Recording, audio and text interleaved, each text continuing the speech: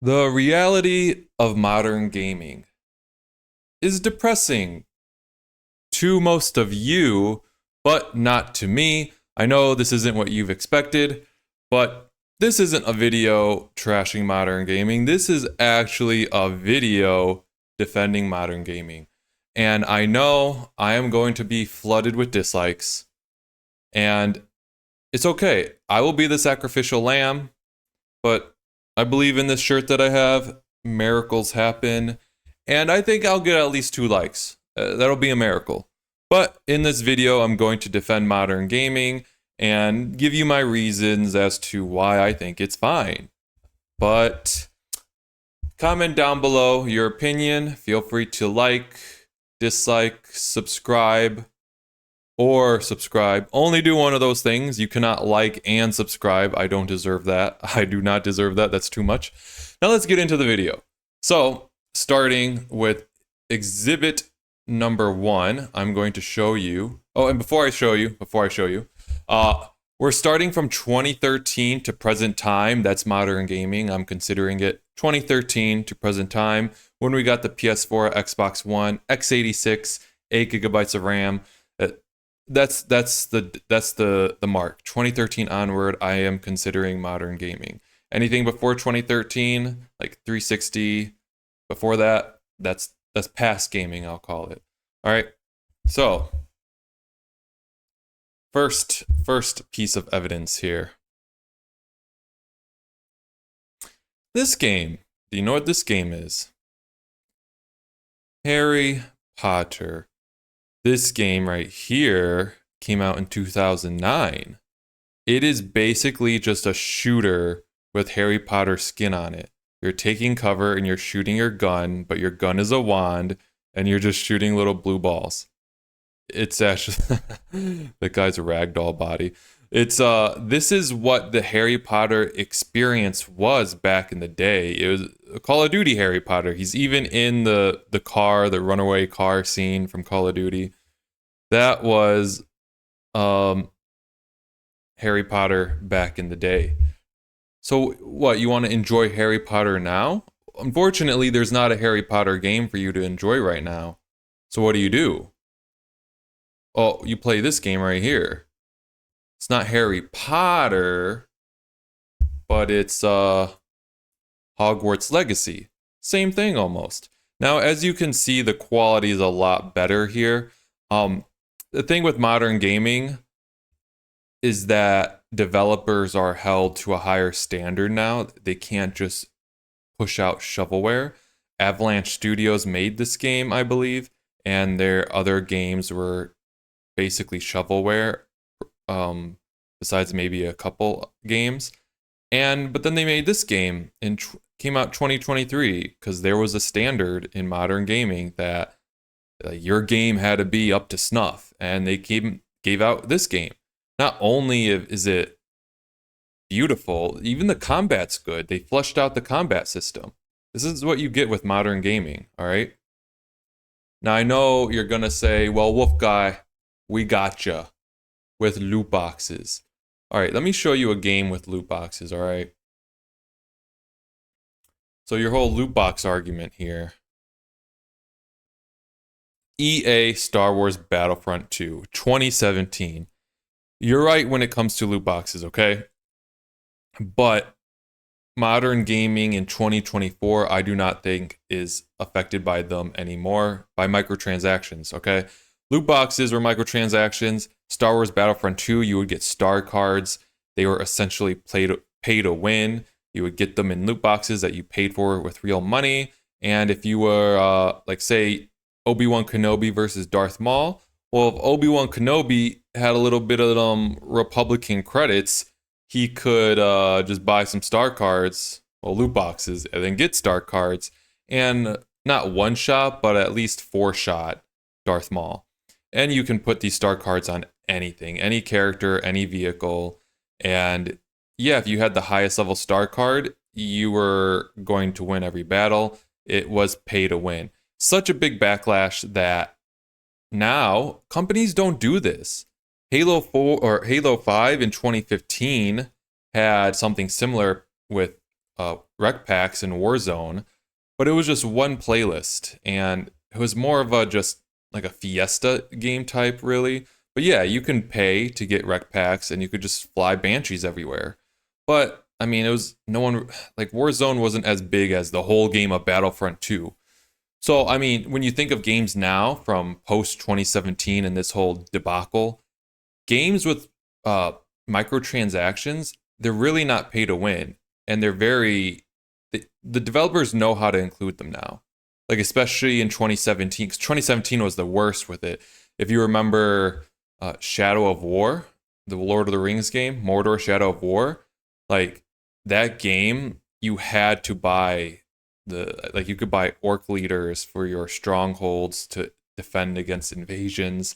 And if you didn't buy anything, or even if you did buy something, you would have to spend like $40,000 real money to like get to where you needed to be or something like that. But my whole defense is in 2024, the microtransactions aren't changing the game for the worse. They're really not anymore. It's more balanced and or cosmetic. All right. All right. So that was that point. What's the other one? Let's talk about this will be a funny one. Shovelware. Because games used to just come out and just be trash. Do you remember a type of like genre of game that would always come out? Can you guess?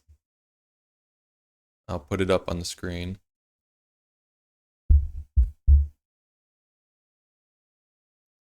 Yes. Thor.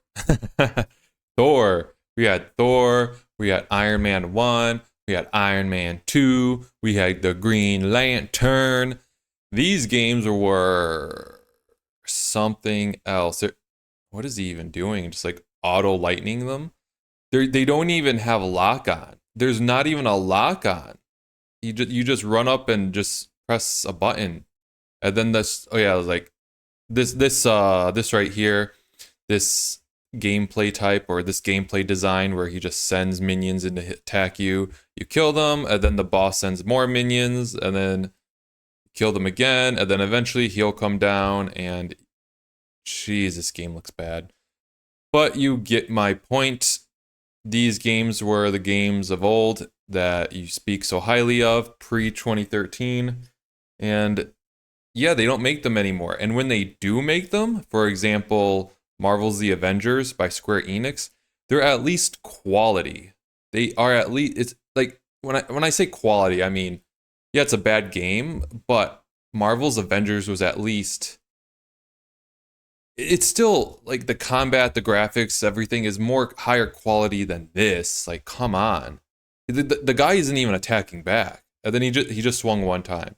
So the AI is non-existent in this game. Got it. All right. Now I want to talk about remakes. So maybe some of you think, oh, in the day there weren't remakes, and when there were remakes, they were good. I remember Halo CE Anniversary being trash remake. I remember the graphics and the lighting system brightening everything up and ruining that entire game. Like the flood levels, everything was ruined because you could just turn the graphics on and everything. You could see everything.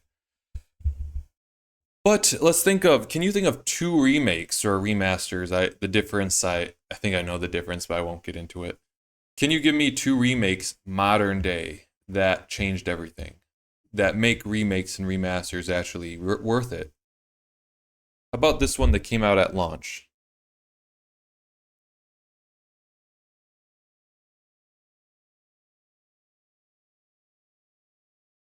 Yes, Dark Soul. I'm just kidding. Demon Souls.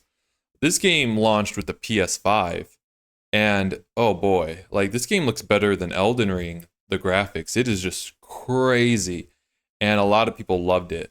Demon Souls 1 didn't get a lot of love, and this game got a lot of love, and I'm very happy about it, even though it was just a remake or remastered.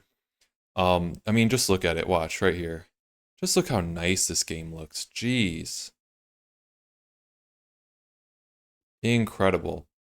I can't even like run it right now. My computer can't stream it because of how good it looks. But this is what you get with modern games. the expectations are so high. So high. So you get good stuff like this. All right. Now, my last argument for modern games is any game you want to play, they have. Like they really do. And when they have it, it's good. Like you want to play an RTS game, there's good RTS games out there. Uh you want to play, you want to be a say you like Dungeons and Dragons, D&D, right? You wish there was a D&D game out there that you could play. There is. Happened to be a game of the year too. Baldur's Gate 3, right here. Oh, the other remake, by the way, I was thinking of was Final Fantasy. Final Fantasy 7. But yeah, right here. D&D. They even have a D&D game for you. That was game of the year. It's just incredible. And if you're like a casual gamer, there's always games that are coming out that'll spike your interest and get you into new genres too. Like this game. Yeah, there are games like that in old games, but not of this quality, like really. But say you're more of a simple guy and you want to be in Japan, you want to be a samurai in Japan. Now, you want to be a samurai in Japan, you also don't want to be black because maybe you're racist. You don't have to play Assassin's Creed Shadows. You can just play this game.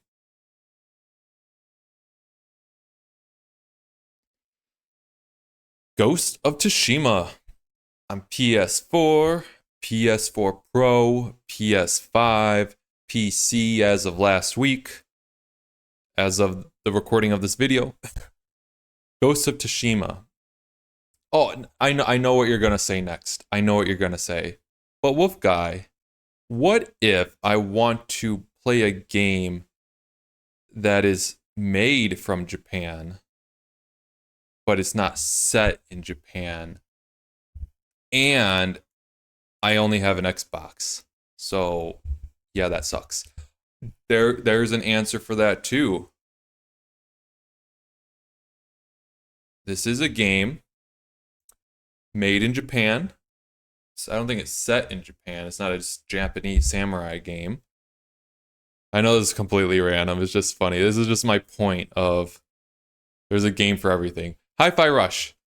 And that's the face of someone owning an Xbox. Hi-Fi Rush, made by a Japanese developer, but it's not a Japanese game. It's just, I don't know. But anyway, I mean, it does look kind of anime-ish, but who knows if it's set in Tokyo or something. Yeah, Hi-Fi Rush, platformer, beat 'em up with a cool music to it when you're fighting. Yeah, another different type of game. So that's my whole point of this video, guys, too, is that there's a game for everyone, and the games are high quality. Are there bad business practices going on? Yes, but I just don't think with the business practices like microtransactions, it's that big of a deal. And the last thing I'll address, which I don't think I have said yet because I've recorded this video 72 times and I forgot if I have said it in this recording. The pricing options for video games, as you may have seen with Assassin's Creed Shadows. Listen, developers, they need to do that to recoup money because video games are so expensive to develop now. They have to have tiers. Because if you think of successful companies, I saw this video recently, every company's implementing tiers. Amazon has a tier list, TIER, Netflix, Uber, they all introduced tiers, and Microsoft's Game Pass Ultimate, and Ubisoft has tiers for pre-orders. Now, the pre-order bonus, they need pre-orders to show their partners, investors, their projected numbers. They need to do that. Selling games at, instead of 70, it's like the $120 version and the $140 version. You get a season pass. There's always been season passes. It's just DLC. There's always been DLC. You get a pre-order bonus. There's always been pre-order bonuses. There's always been. I remember pre-order Halo 4 at GameStop get Spartan lock armor. There's always been pre-order bonuses, even in not modern games. I don't like the 3-day early access, but I mean, those are just for dummies or content creators who need to play the game as soon as possible. Don't pay 50, 100 extra bucks for 3-day pass. Also, a little in-game content. Don't pay all the extra money to get a little bit of in-game content that's useless, worthless. Yeah, I don't like you miss out on the in-game content. I don't like that you miss out on pre-order bonus. I don't like that the 3-day early access. I don't like exclusive missions if you pre-order or you're on this system or something. I don't like that, but these companies have to do it, and I don't think it's that big of a deal. Like you're not losing out that much. So yeah, that's this video, guys. Comment down below what you guys think. Feel free to dislike this video, and yeah, I'll see you guys in the next video.